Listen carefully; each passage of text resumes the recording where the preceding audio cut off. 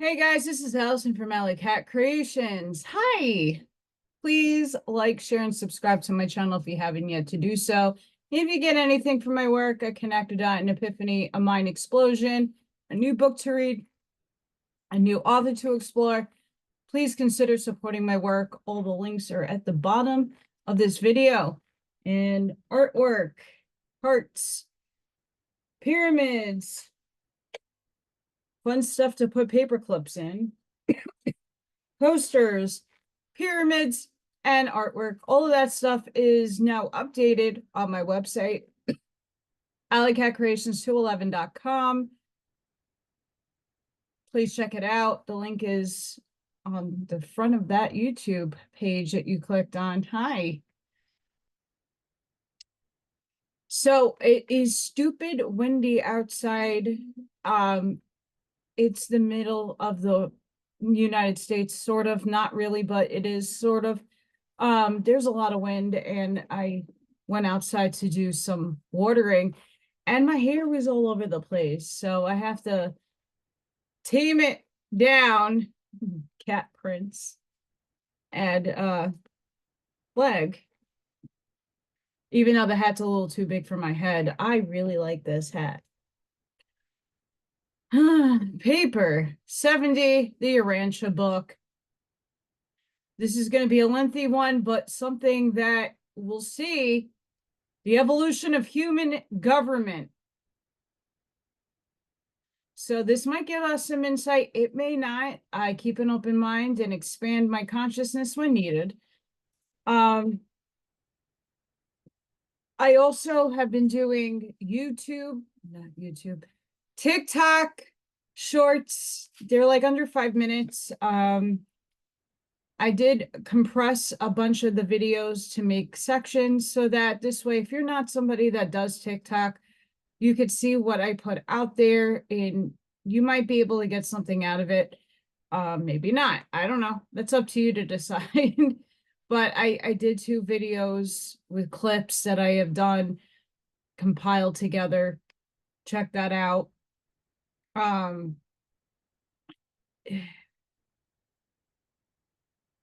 lot of energy and a lot of transmuting needs to happen on my end. So bear with me. I got my coffee. It's almost done.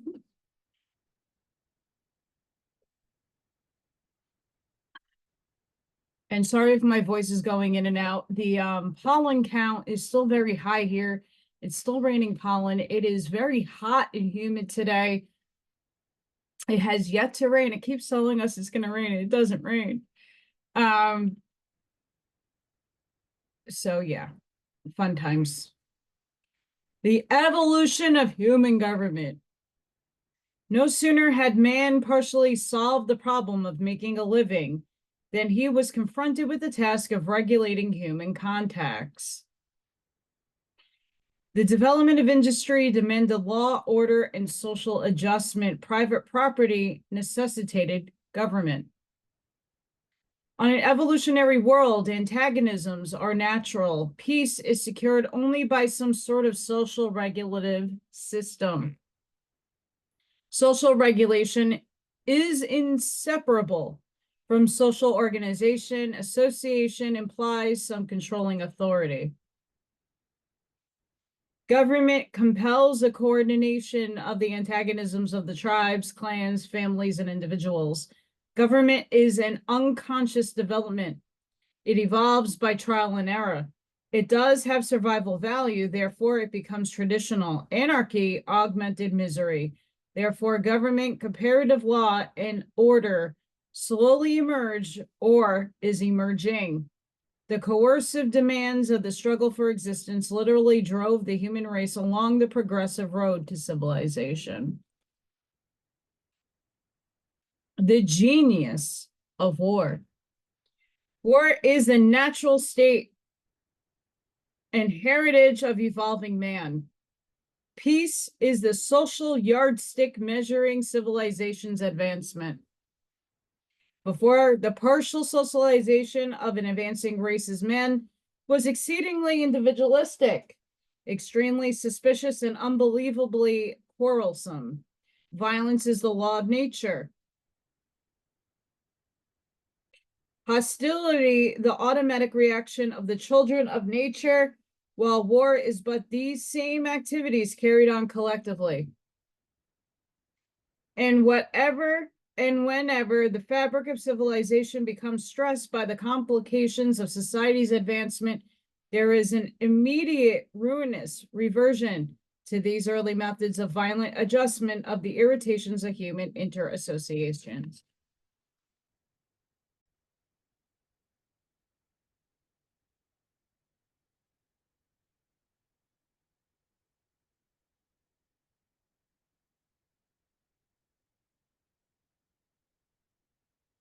That's those laws that they were just stating is not the laws that we should have always been bound by the universe. Just by the way, that's my perception, interpretation of the law of one.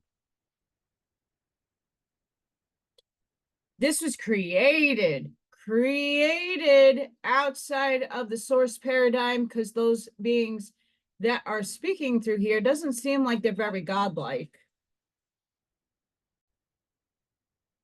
Sorry for that interruption. Gotta love when people ring your doorbell all the time.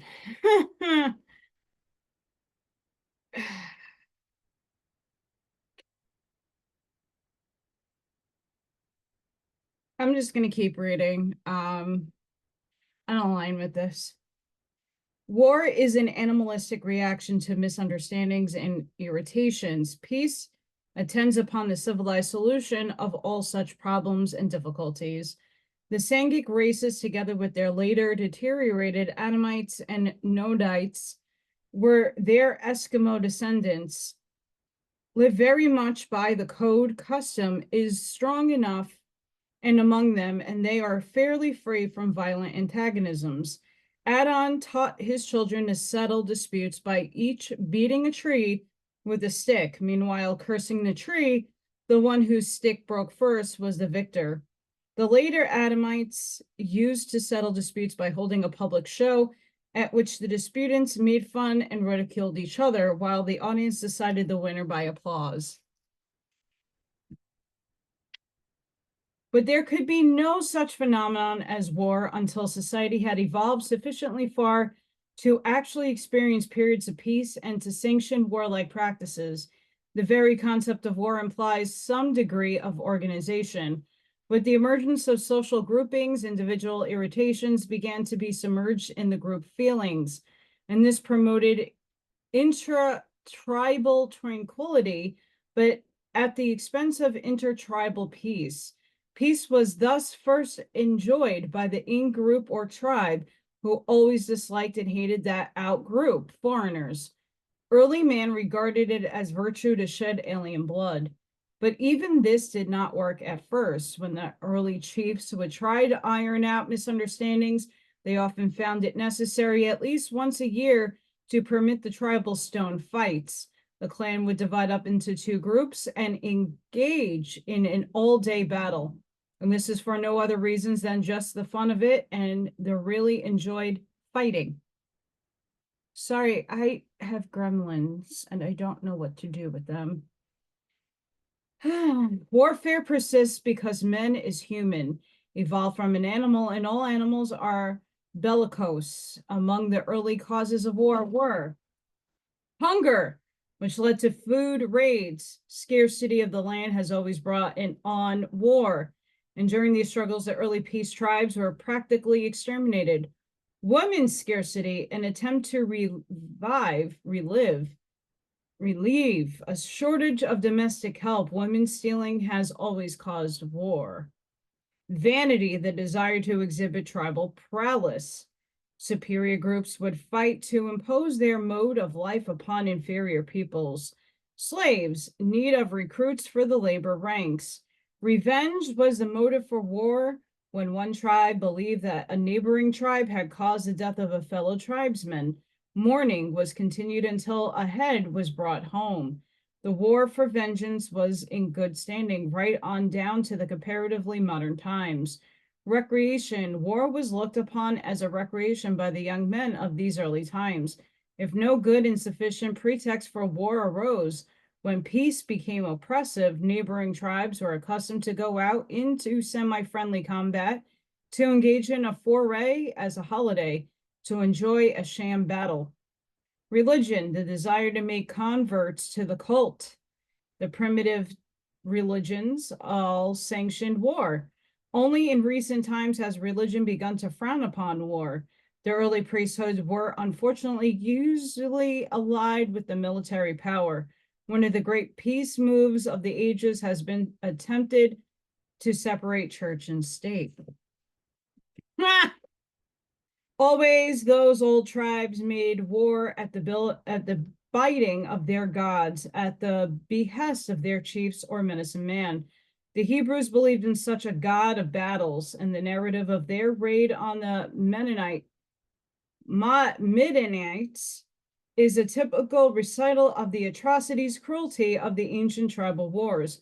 This assault, with its slaughter of all the males and the later killing of all the male children and all women who are not virgins, would have done honor to the Moors of the tribal chieftain of 200,000 years ago, and all these was executed in the name of the Lord God of Israel.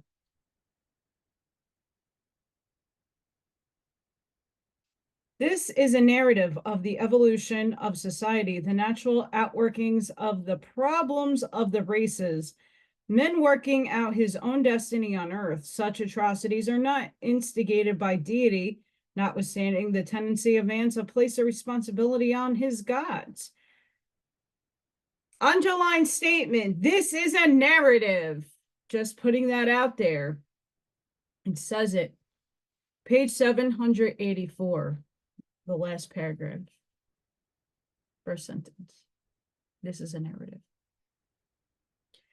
Military mercy has been slow in coming to mankind, even when a woman, Deborah, ruled the Hebrews. The same wholesale cruelty persisted. Her general, in his victory over the Gentiles, caused all the host to fall upon the sword. There was not one left. Very early in the history of the race, poisoned weapons were used. All sorts of mutilations were practiced. Saul did not hesitate to require 100 Philistine foreskins as a dowry David should pay for his daughter Michal. Early wars were fought between tribes as a whole, but in later times, when two individuals in different tribes had a dispute, instead of both tribes fighting, the two disputants engaged in a duel. It also became a custom for two armies to stake all on the outcome of a contest between a representative chosen from each side, as in the instance of David and Goliath. The first refinement of war was taking on of prisoners. Next, women were exempt from hostilities, and then came the recognition of non-combatants. Military castes and standing armies soon developed and keep pace with the increasing complexity of combat. Such warriors were early prohibited from associating with women, and women long ago ceased to fight, though they have always fed and nursed the soldiers and urged them on to battle. The practice of declaring war represented great progress. Such declarations of intention to fight betokened the arrival of a sense of fairness, and this was followed by the gradual development of the rules of civilized warfare. Very early, it became the custom not to fight near religious sites, and still after, not fight on certain holy days. Next came the general recognition of the right of asylum. Political refugees received protection. Thus did warfare gradually evolve from the primitive manhunt to the somewhat more orderly system of the later day. Civilized nations, but only slowly does the social attitude of amity displace that of enmity. The social value of war. In past ages, a fierce war would institute social changes and facilitate the adoption of new ideas, such as would not have occurred naturally in 10,000 years. The terrible price paid for these certain war advantages was that society was temporarily thrown back into savagery. Civilized reason had to abdicate. War is strong medicine, very costly and most dangerous. While often curate of certain social disorders, it sometimes kills the patient, destroys the society. The constant necessity for national defense creates many new and advanced social adjustments. Society today enjoys the benefit of a long list of useful innovations, which were at first wholly military, and is even indebted to war for the dance, one of the early forms of which was a military drill. War has had a social value to past civilizations because, one, it imposed discipline, enforced cooperation, put a premium on fortitude and courage, fostered and solidified naturalism, destroyed weak and unfit peoples, dissolved the illusion of primitive equality and selectivity, satisfied society. War has had certain evolutionary and selective value, but like slavery, it must sometimes be abandoned as civilization slowly advances. Olden wars promoted travel and cultural intercourse. These ends are now better served by modern methods of transport and communication. Olden wars strengthened nations, but modern struggles disrupt civilized culture. Ancient warfare resulted in dissemination of inferior peoples. The net result of modern conflict is a selective destruction of the best human stocks. Early wars promoted organization and efficiency, but these have now become the aims of modern industry. During past ages, war was a social ferment which pushed civilization forward. This result is now better obtained by ambition and invention. Ancient warfare supported the concept of a god of battles, but modern man has been told that God is love. War has served many valuable purposes in the past. It has been an indispensable scaffolding in the building of many civilizations, but it is rapidly becoming culturally bankrupt, incapable of producing dividends of social gain in any way commensurate with the terrible losses attempted upon its invocation. At one time, physicians believed in bloodletting as a cure for many diseases, but they have since discovered better remedies for most of these disorders. And so must the international bloodletting of war certainly give place to the discovery of better methods of curing the ills of nations. The nations of Urantia have already entered upon a gigantic struggle between nationalistic militarism and industrialism, and in many ways the conflict is analogous to the age-long struggle between the herder, hunter, and the farmer. But if industrialism is the triumph over militarism, it must avoid the dangers which beset it. The perils of budding industry on Urantia are the strong drift toward materialism, spiritual blindness, the worship of wealth, power, value distortion, the vices of luxury, cultural immaturity, the increasing dangers of indolence, service insensitivity, the growth of undesirable racial softness, biological deterioration, the threat of standardized industrial slavery, personality stagnation.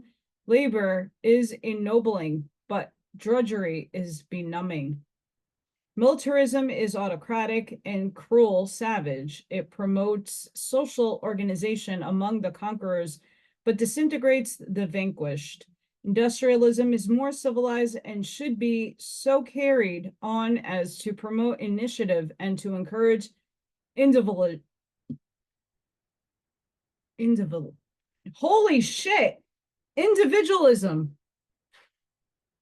Damn my brain and mouth.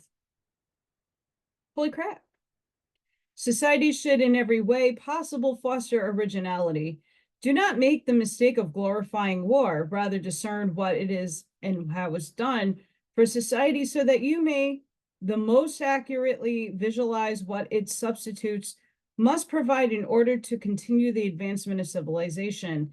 And if such adequate substitutes are not provided, then you may be sure that war will long continue. Man will never accept peace as normal mode of living until he has been thoroughly and repeatedly convinced that peace is best for his material welfare. And until society has wisely provided peaceful substitutes for the gratification of the inherent tendency periodically to let loose a collective drive designed to liberate those ever accumulating emotions and energies belonging to the self-preservation reactions of the human species. That is a very true statement, by the way. I don't always disagree with this book. But even in passing, war should be honored as a school of experience which compelled a race of arrogant individualists to submit themselves to highly concentrated authority of chief executive. Old-fashioned war did select the innately great men for leadership, but modern war no longer does this. To discover leaders, society must now turn to the conquest of peace, industry, science, and social achievement. We're still fighting for that today, by the way. Early human associations. In the most primitive society, the horde is everything. Even children are its common property. The evolving family displaced the horde in children rearing, while the emerging clans and tribes took its place as a social unit. Sex hunger and mother love established the family, but real government does not appear until superfamily groups have begun to form. In the pre-family days of the horde, leaderships were provided by informally chosen individuals. The African Bushmen have never progressed beyond this primitive stage. They do not have chiefs in the horde.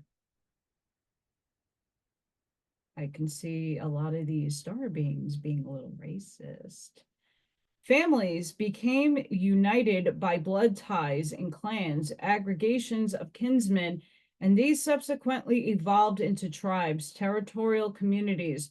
Warfare and external pressure forced the tribal organization upon the kinship clans, but it was commerce and trade that held these early and primitive groups together with some degree and internal pace.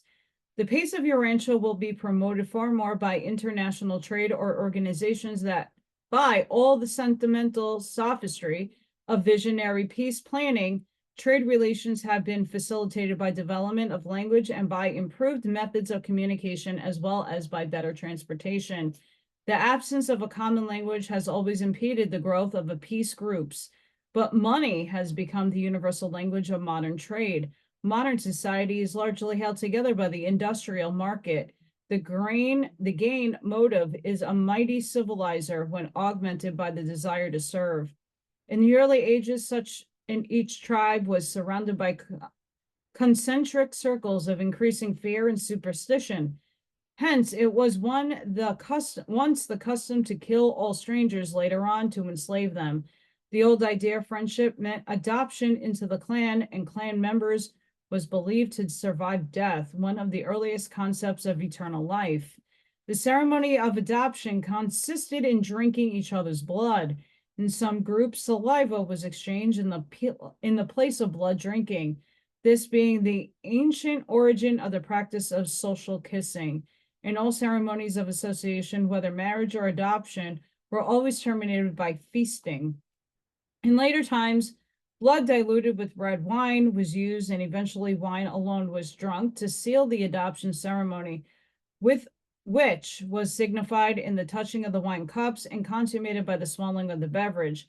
The Hebrews employed a modified form of this adoption ceremony. Their Arab ancestors made use of the oath taken while the hand of the candidate rested upon the generative organ of the tribal native.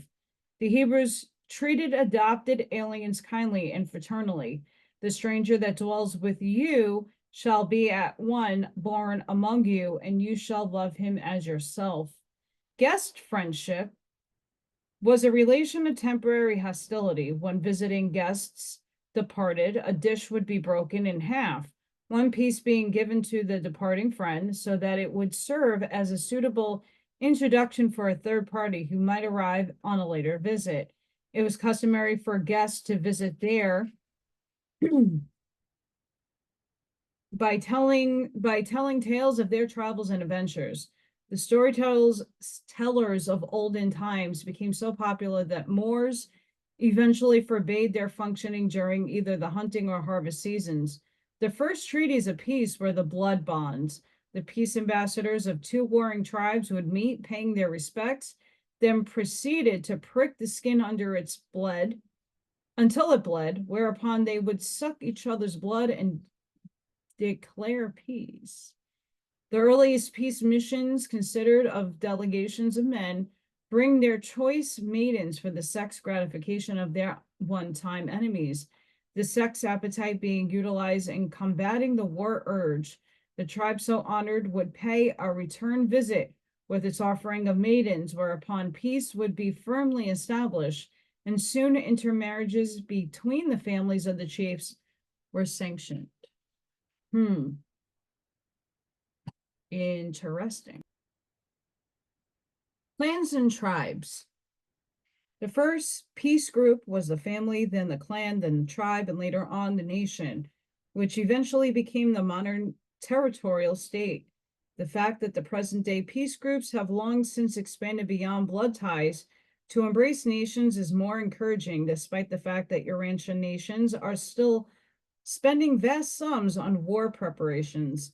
The clans were blood tie groups within the tribe, and they owed their existence to certain common interests, such as tracing origin back to common ancestors, allegiance to a common religious totem, speaking the same dialect, sharing a common dwelling place, fearing the same enemies, having had a common military experience.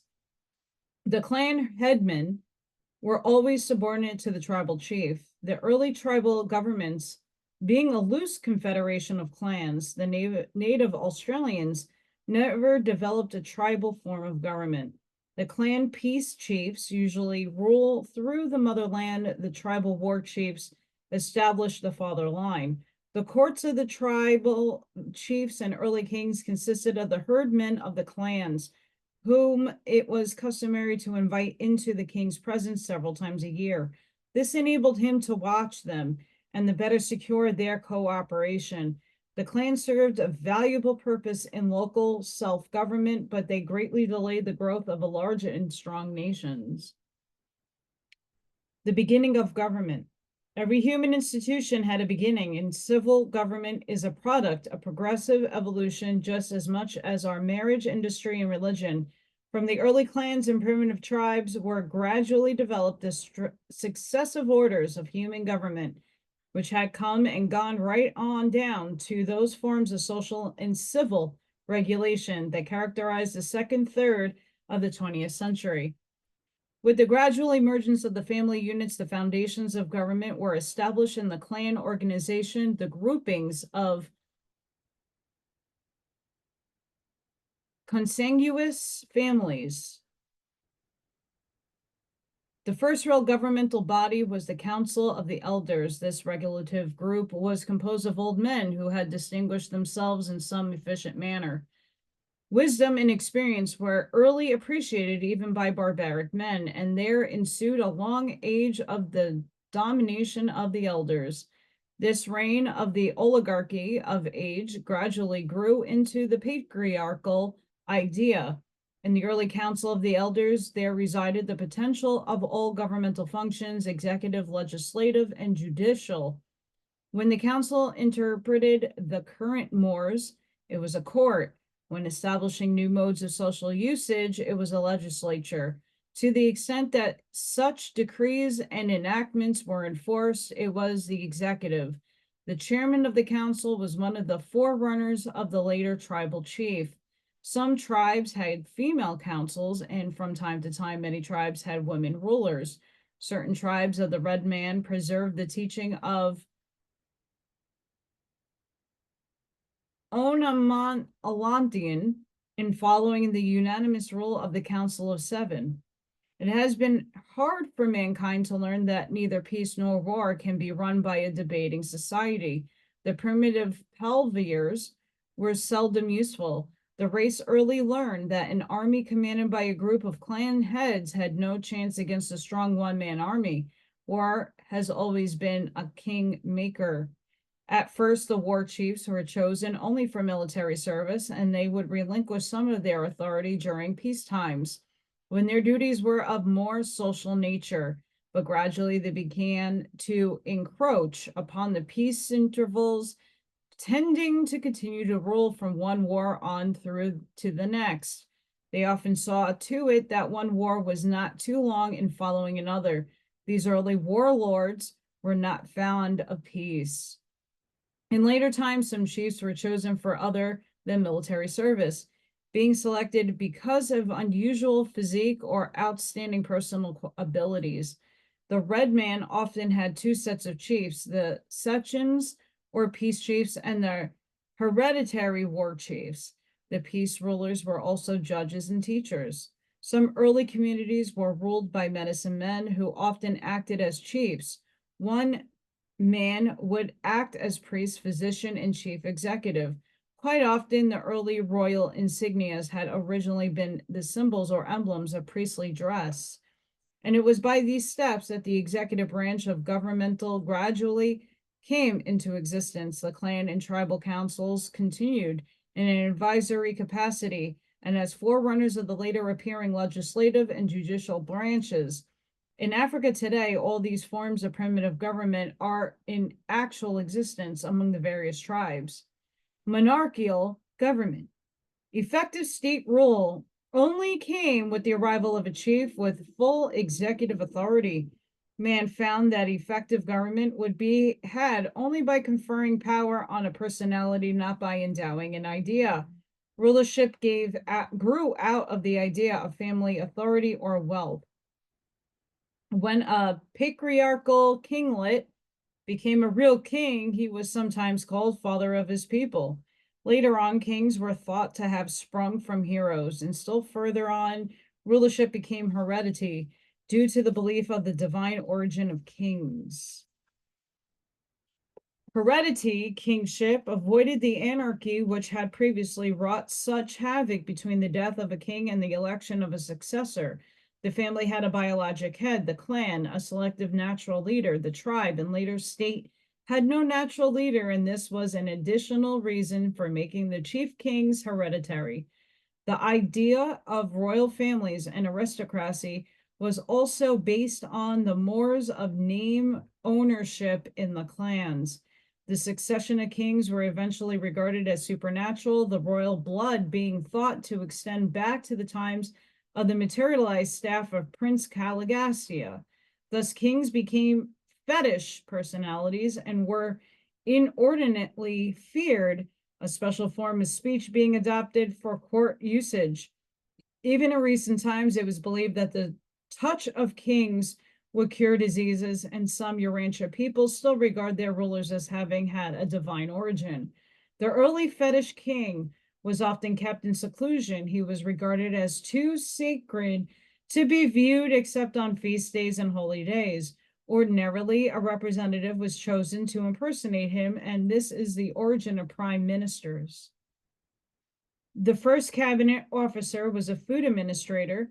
Others shortly followed. Rulers soon appointed representatives to be in charge of commerce and religion, and the development of a cabinet was a direct step toward depersonalization of executive authority. These assistants of the early kings became the accepted nobility, and the king's wife gradually rose to the dignity of queen as women came to be held in higher esteem. Unscrupulous, can't get that word out right, rulers gain great power by the discovery of poison. Early court magic was diabolical.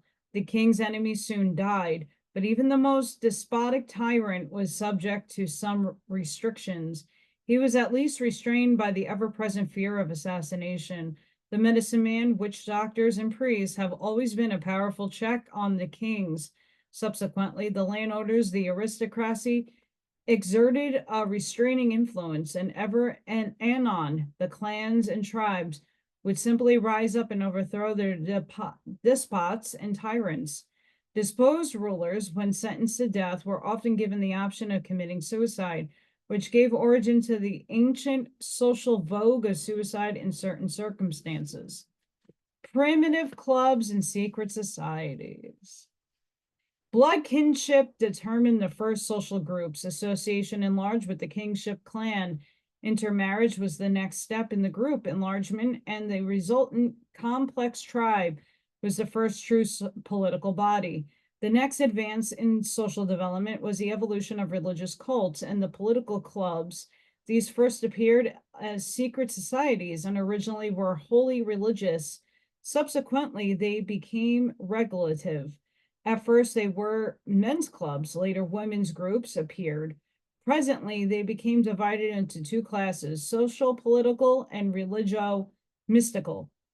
There were many reasons for the secrecy of these societies, such as fear of incurring the displeasure of the rulers because of the violation of some taboo, in order to practice minority religious rites, for the purpose of preserving valuable spirit or trade secrets, for the enjoyment of some special charm or magic. The very secrecy of these societies conferred on all members the powers of mystery over the rest of the tribe. Secrecy also appeals to vanity. The initiates were the social aristocrats of their day.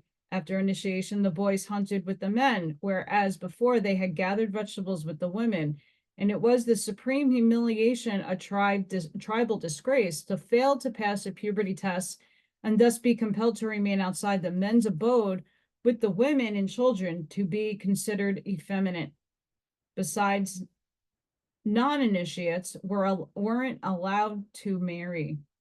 Primitive people very early taught their adolescent youth sex control.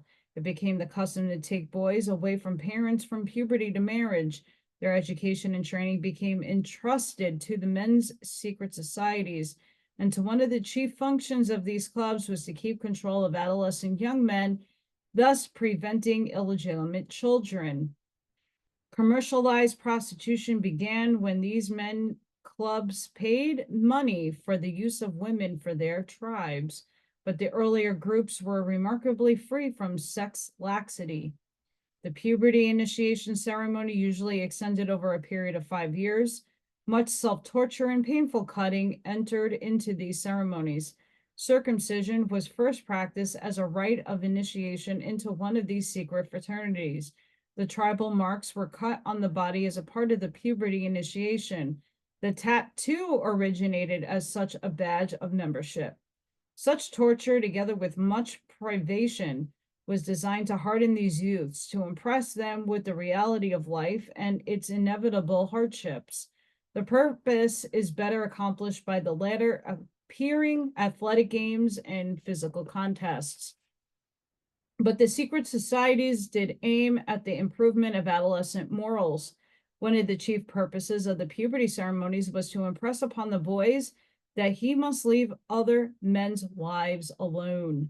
Following these years of rigorous discipline and training, and just before marriage, the young men were usually released for a short period of leisure and freedom, after which they returned to marry and to submit to lifelong subjugation to the tribal taboos. And these ancient customs has continued down to the modern times of the foolish notion of sowing wild oats. Many later tribes sanctioned the formation of women's secret clubs, the purpose of which was to prepare adolescent girls for wifehood and motherhood. After initiation, girls were eligible for marriage and were permitted to attend the bride show, the coming out party of those days. Women's orders pledged against marriage early came into existence. Presently, non-secret clubs made their appearance when groups of unmarried men and groups of unmarried women formed their separate organizations. These associations were really the first schools. And while men and women's clubs were often given to persecuting each other, some advanced tribes, after contact with the Dalamatria teachers, experimented with co-education, having boarding schools for both sexes. Secret societies contributed to the building up of social castes, chiefly by mysterious character of their initiations. The member of these societies first wore masks to frighten the curious away from their mourning rites, ancestral worship. An ancestor wore masks to frighten. Sorry, I'm rereading. Later, this ritual developed into a pseudo-seance at which ghosts were reputed to have appeared. The ancient societies of the new birth used signs, interpeace preservations, and prevented of personal violence and social disorder. Wait, did I skip a page?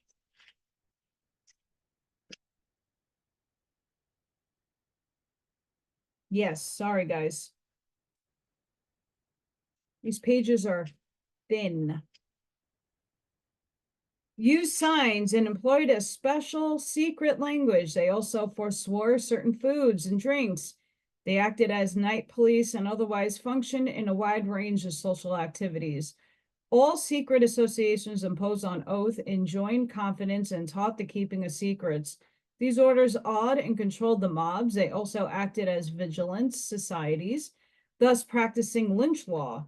They were the first spies when the tribes were at war and the first secret police during times of peace. Best of all, they kept unscrupulous kings on the anxious seat. To offset them, the kings fostered their own secret police. These societies gave rise to the first political parties. The first party government was the strong versus the weak. The ancient times, a change of administration only followed civil war, abundant proof that the weak had become strong. These clubs were employed by merchants to collect debts and by rulers to collect taxes. Taxation has been a long struggle. One of the earliest forms of being the tithe, 1/10 of the hunt or spoils. Taxes were originally levied to keep up the king's house, but it was found that they were easier to collect when disguised as an offering for the support of the temple service. By and by, the secret associations grew into the first charitable organizations and later evolved into the earlier religious societies, the forerunners of churches.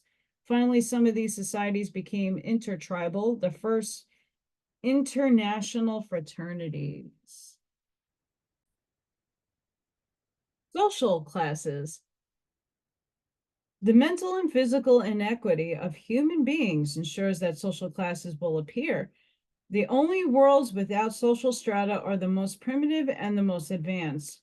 A dawning civilization has not yet begun the differentiation of social levels, while a world selected in light and life has largely effaced these divisions of mankind, which are so characteristic of all intermediate evolutionary stages. As society emerged from savagery to barbarism, its human components tended to become grouped in social classes for the following general reasons. Natural. Contract, kingship, and marriage, the first social distinctions, were based on sex, age, and blood. Kinship to the chief. Personal, the recognition of ability, endurance, skill, and fortitude, soon followed by the recognition of language, mastery, knowledge, and general intelligence. Chance, war, and immigration resulted in the separation of human groups. Class evolution was powerfully influenced by conquest, a relation of the victor to the vanquished, while slavery brought about the first general division of society into free and bond. Economic, rich and poor, wealth, and the possession of slaves was a generic basis for one class of society. Geographic classes arose consequent upon urban or rural settlement. City and country have respectively contributed to the differentiation of the herder agriculturalist and the trader industrialist, with their divergent viewpoints and reactions. Social classes have gradually formed according to the popular estimate of the social worth of different groups. Among the earliest divisions of this sort were the demarcations between priests, teachers, ruler warriors, capitalist traders, common laborers, and slaves. A slave could never become a capitalist, though sometimes the wage earner could elect to join the capitalistic ranks. Vocational. As vocations multiplied, they tended to establish castes and guilds. Workers divided into three groups: the professional class, including the medicine man, then the skilled workers, followed by the unskilled laborers. Religious, the early cult clubs produced their own classes within the clans and tribes, and the piety, mysticism of the priests have long perpetuated them as separate social group. Racial, the presence of two or more races within a given nation or temporal unit usually produces color castes. The original caste system of India was based on color, as was the early Egypt. Age, youth and maturity. Among the tribes, the boy remained under the watch care of his father as long as the father lived, while the girl was left in the care of the mother until marriage. Flexible, shifting social classes are indispensable to an evolving civilization, but when classes becomes caste, when social levels putrefy, the enhancement of social stability is purchased by diminishment of personal incentive. Social caste solves the problem of finding one's place in industry, but it also sharply curtails individual development and virtually prevents social cooperation. Classes in society have naturally formed, will persist until man gradually achieves their evolutionary obliteration through intelligent manipulation of biologic, intellectual, and spiritual resources of the progressing civilization, such as biologic renovation of racial stocks, the selective elimination of inferior human strains. This will tend to eradicate many mortal inequities. Educational training of the increased brain power which will arise out of such biologic improvement. Religious quickening of the feelings of mortal kingship and brotherhood, but these measures can bear their true fruits only in the distant millenniums of the future. Although much social improvement will immediately result from the intelligent, wise, and patient manipulation of these acceleration factors of cultural progress, religion is a mighty lever that lifts civilization from chaos, but it is powerless apart from the fulcrum of sound and normal mind resting securely on the sound and normal heredity. For those of you who want to know why I keep pausing and redoing whatever, right now we have a Schumann fun spike that I am getting heavily hit with. I got tremendous pain in this year and I was feeling very not kosher, not good. So I had to take a pause to recollect and get myself back into my best. So I do apologize. A lot of energy is hitting me right now. I even had to take the hat off my head, which is super loose. It's not even bothering me. But back to the book. Human rights. Nature confers no rights on men, only life and a world in which to live it. Nature does not even confer the right to live, as might be deduced by considering what would likely happen if an unarmed man met a hungry tiger face to face in the primitive forest. Society's prime gift to man is security. Gradually, society asserts its rights, and at the present time, they are assurance of food supply, military defense, security through preparedness. Internal peace, preservation, prevention of personal violence and social disorder, sex control, marriage, the family institution, property, the right to own, fostering of individual and group competition, provision for educating and training youth, promotion of trade and commerce, industrial development, improvement of labor conditions and rewards, the guarantee of the freedom of religious practices to the end that of these other social activities may be exalted by becoming spiritually motivated. When rights are old beyond knowledge of origin, they are often called natural rights. The human rights are not really natural. They are entirely social. They are relative and ever-changing, being no more than the rules of the game, recognized adjustments of relations governing the ever-changing phenomena of human competition. What may be regarded as right in one age may not be so regarded in another. The survival of large numbers of defectives and degenerates is not because they have any natural right thus to encumber 20th century civilization, but simply because the society of the age, the mores, thus decrees. Few human rights were recognized in the European Middle Ages. Then every man belonged to someone else, and rights were only privileges or favors granted by state or church. And the revolt from the error was equally erroneous in that it led to the belief that all men are born equal. The weak and the inferior have always contended for equal rights, They have always insisted that the state compelled the strong and superior to supply their wants and otherwise make good those deficiencies, which all too often are natural results of their own indifference and indolence. But the equality ideal is a child of civilization. It is not found in nature.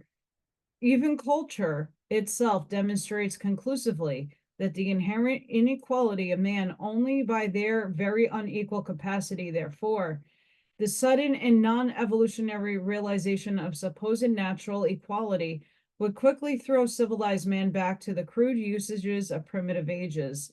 Society cannot offer equal rights to all, but it can promise to administer the varying rights of each with fairness and equality. It is the business and duty of society to prove and provide the child of nature with a fair and peaceful opportunity to pursue all self-maintenance, participate in self-perpetuation, while at the same time enjoying some measure of self-gratification, the sum of all three constituting human happiness.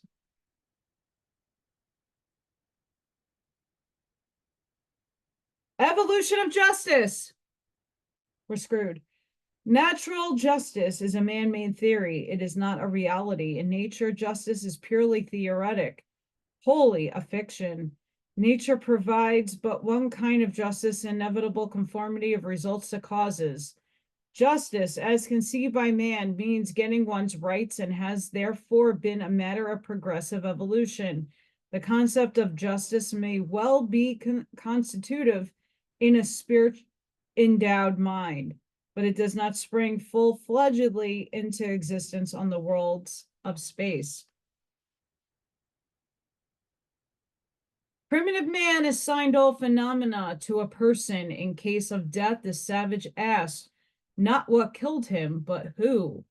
Accidental murder was not therefore recognized, and in the punishment of crime, the motive of the criminal was wholly disregarded. Judgment was rendered in accordance with the injury done. In the earliest primitive society, public opinion operated directly. The officers of law were not needed. There was no privacy in primitive life. A man's neighbors were responsible for his conduct, therefore their right to pry into his personal affairs. Society was regulated on the theory that the group membership should have an interest in and some degree of control over the behavior of each individual. It was very early believed that the ghosts administered justice through the medicine man and priests. This constituted these orders the first crime detectors and officers of the law.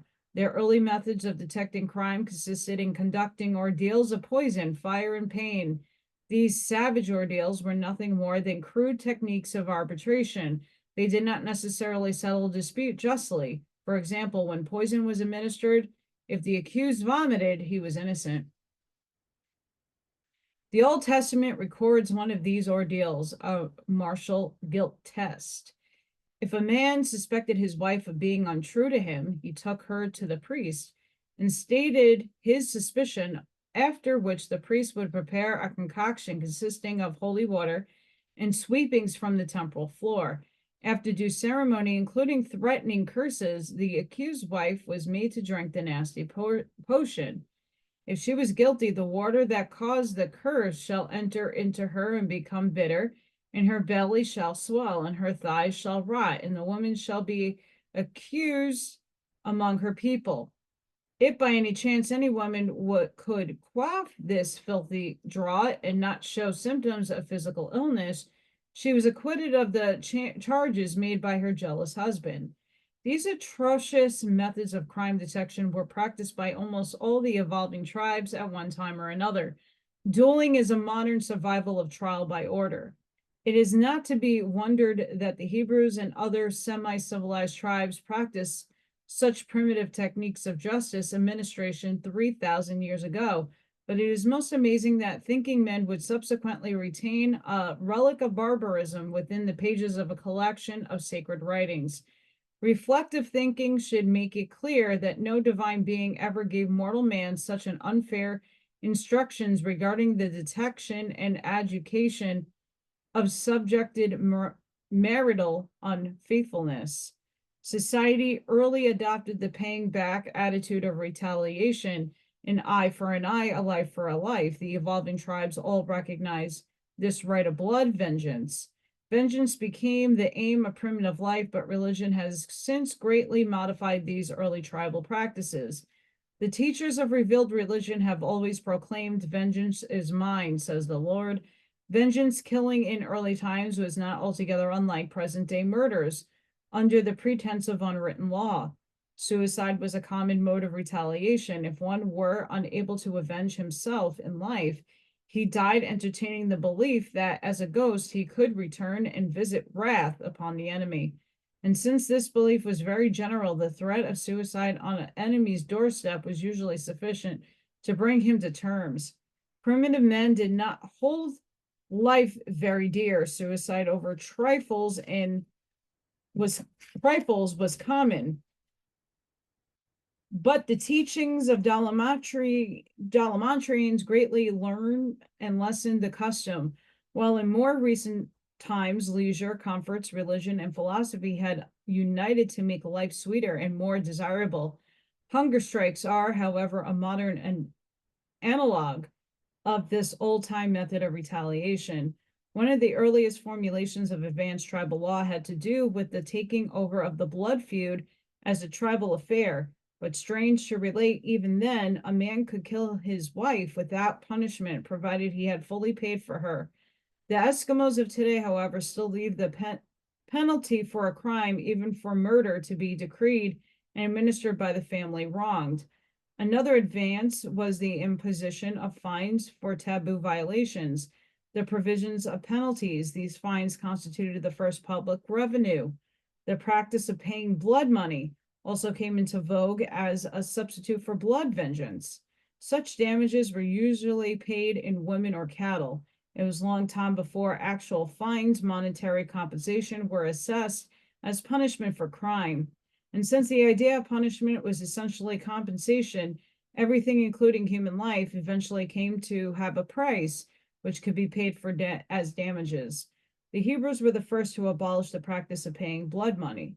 Moses taught that they should take no satisfaction for the life of a murderer. Who is guilty of death, he shall surely be put to death. Justice was thus first meted out by the family, then by the clan, and later on by the tribe. The administration of true justice dates from the taking of revenge from private and king groups and lodging in the hands of the social group, the state. Punishment by burning alive was once a common practice. It was recognized by many ancient rulers, including Hammurabi and Moses, the later directing that many crimes, particularly those of grave sex nature, should be punished by burning at the stake. If the daughter of a priest or other leading citizen turned to public prostitution, it was the Hebrew custom to burn her with fire. Treason, the selling out or betrayal of one's tribe associates, was the first capital crime.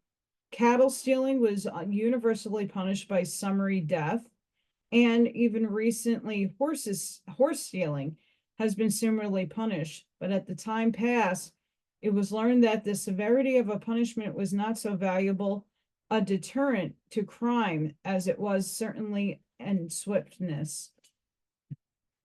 When society fails to punish crimes, group resentment usually asserts itself as lynch law. The provision of sanctuary was a means of escaping the sudden group anger. Lynching and dueling represented the unwillingness of the individual to surrender private redress to the state. Laws and courts. It is just as difficult to draw sharp distinctions between mores and laws as to indicate exactly when at the dawning night is succeeded by day. Mores or laws and police regulations in the making. When long established, the undefined mores tend to crystallize into precise laws, concrete regulations, and well-defined social conventions. Laws is always a first negative and prohibitive. In advancing civilization becomes increasingly positive and directive. Early society operating negatively, granting the individual the right to live by imposing upon all others the command, "You shall not kill." Every grant of rights or liberty to the individual involves curtailment of the liberties of all others. And this is affected by the taboo primitive law. The whole idea of the taboo is inherently negative, for primitive society was wholly negative in its organization, and the early administration of justice consisted in the enforcement of the taboos. But originally, these laws applied only to the fellow tribesmen, as illustrated by the later day Hebrews, who had different code of ethics for dealing with Gentiles. The oath originated in the days of Dalamatria in an effort to render testimony more truthful. Such oaths consisted in pronouncing a curse upon oneself. Formerly, no individual would testify against his native group. Crime was an assault upon the tribal Moors. Sin was a transgression of those taboos, which enjoy ghost sanction, and there was long confusion due to the failure to segregate crime and sin. Self-interest established a taboo on killing. Society sanctified it as traditional mores, while religion consecrated the custom as moral law, and thus did all three conspire to rendering human life more safe and sacred. Society could not have held together during early times had not rights had been the sanction of religion. Superstition was the moral and social police force of the long evolutionary ages. The ancients all claimed that their olden laws, the taboos, had given to their ancestors by the gods. Law is codified record of long human experience, public opinion crystallized and legalized. The Moors were the raw material of accumulated experiences out of which later ruling minds formulated the written laws. The ancient judge had no laws. When he handed down a decision, he simply said, "It is the custom." Reference to precedent in court decisions represents the effort of judges to adapt written law to the changing conditions of society. This provides for the progressive adaptation to the altering social conditions, combined with the impressiveness of traditional continuity. Property disputes were handled in many ways, such as by destroying the disputed property, by force, and contestants fought it out. By arbitration, a third party decided. By appeal to the elders, later in the courts. The first courts were regulated fistic encounters. The judges were merely umpires or referees. They saw to it that the fight was carried on according to approved rules. On entering a court combat, each party made a deposit with the judge to pay the cost and the fine after one had been defeated by the other. Might was still right. Later on, verbal arguments were substituted for physical blows. The whole idea of primitive justice was not so much to be fair as to dispose of the contest and thus prevent public disorder and private violence. But primitive man did not so much resent what would now be regarded as injustice. It was taken for granted that those who had power would use it selfishly. Nevertheless, the status of any civilization may be very accurately determined by the thoroughness and equity of its courts and by the integrity of its judges. We're seeing how all of that has failed in our time. Allocation of civil authority. The great struggle in the evolution of government has concerned the consideration of power. The universe administrators have learned from experience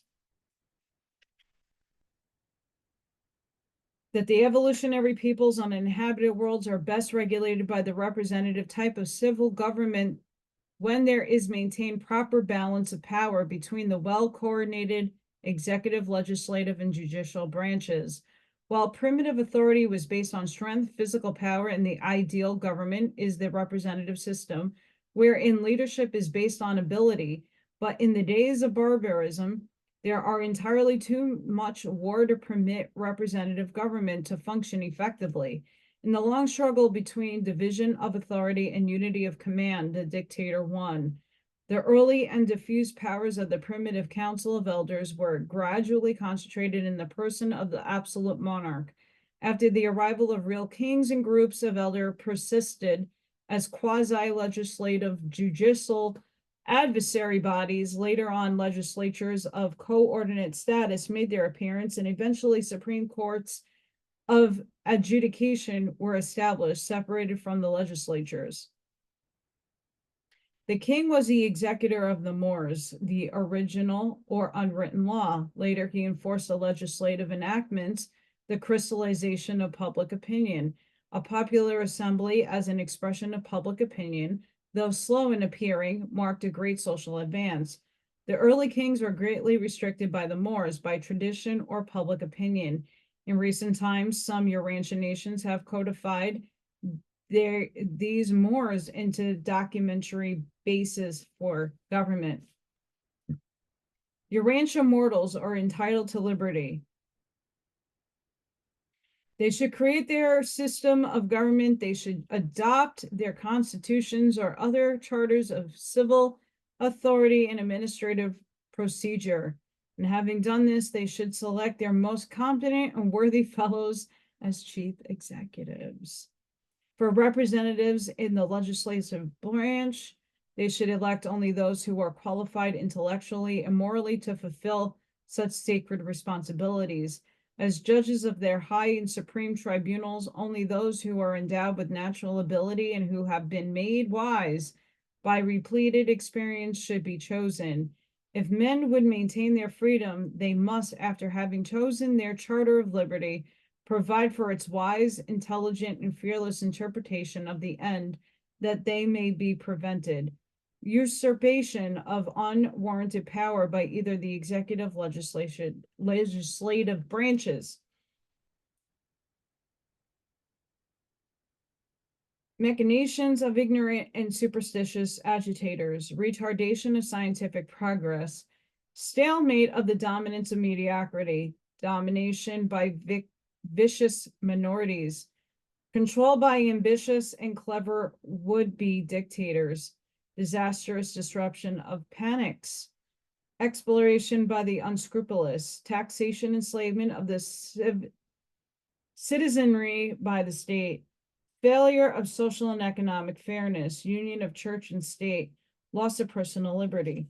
These are the purposes and aims of constitutional tribunals, acting as governors upon the engines of representative government on an evolutionary world. Mankind's struggle to perfect government on Urantia has to do with the perfecting channels of administration, with adapting them to ever-changing current needs, with improving power distribution within government, and then with those selecting form of government. Such cannot be revealed, but must be slowly and laboriously discovered by men and women of each planet throughout their universes of time and space, presented by a Melchizedek of Nebadon. As we see today, my opinion and my alignment here, that wasn't so far off from what we are seeing and what we have been taught as what is just in the government and all the fun shit that comes along with it. But as we see, when you have actual puppets and the master that is above all else that controls it all, no one has really free will or liberty.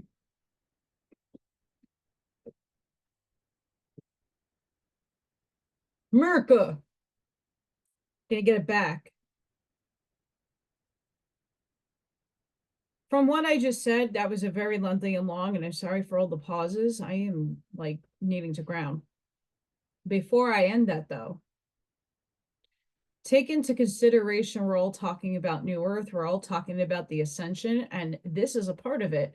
So what are we going to do to be civilized and to have peace and harmony amongst all humanity? What are we going to do to make wrongs right and make things work the way they should? And that gives us a little bit of an outline on what not to be doing. And how do we move things forward? Because we can't repeat the past, and the past is right there in the book, even though it's concurrently happening right now. It's up to us to change a lot of what that is and take the good from what that is speaking. Sending each and every one of you love, light, compassion, grace, protection, and shielding energy. Next time, we will read page 800. Holy moly. Development of the state. And that shall be a very interesting read right there. Sending all of you love and light, protection. Be the shoulder, be the lighthouse, seed your truths, go out and be the anchor to this life and help others. Amish mindset, guys. Go within, and I hope to see you all in the next one. Thank you for watching. Bye for now.